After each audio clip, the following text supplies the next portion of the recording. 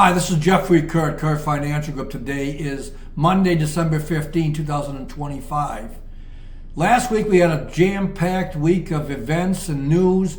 The Wednesday we had the Fed cutting interest rates, but also mentioned that they would start buying bonds, which they did on Friday, which injects liquidity into the system, which should help the economy as well as the stock market. The bad news, or coal in the stocking, is that Oracle and Broadcom came out with disappointing earnings reports. And then on Friday, Oracle mentions that they are going to be delaying a couple of data centers. And that wasn't expected, and stocks sold up pretty hard. Overall, the markets were okay for last week. Now, the S&P and NASDAQ were down, but the Dow up a little bit and the Russell up, leading the week. And that looks to be somewhat of a rotation into the small caps. We'll put the table up here for both last week and year to date.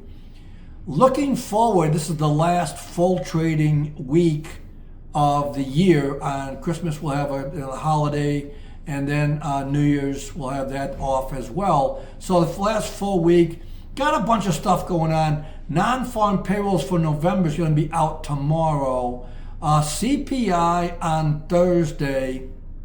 Also, Micron, FedEx, and Nike will be reporting earnings on Thursday, so that might move things a little bit. There's the VIX futures expire on Wednesday. That could throw some volatility in. And then on Friday, there's the options and futures expiration for December, and a lot of notional value there that need to be positioned and repositioned and hedged and like that. So that could also throw in some volatility as well. Silver last week up 6%, up 107% year to date, and the precious metals, as we've been talking about, have been doing well.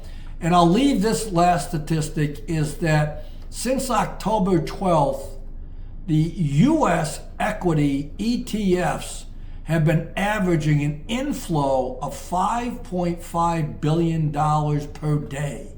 So a lot of money flowing into this stock market in the since October. That's a record amount, much higher than 21, 22, and 23. And so that may continue. Things are setting up for the first quarter, I think, are pretty strong. Although, again, this is a overpriced, overvalued market, and any kind of geopolitical news, again, like the Oracle news on Friday, could be a tailwind and could also change the dynamics of what stock market's trading on.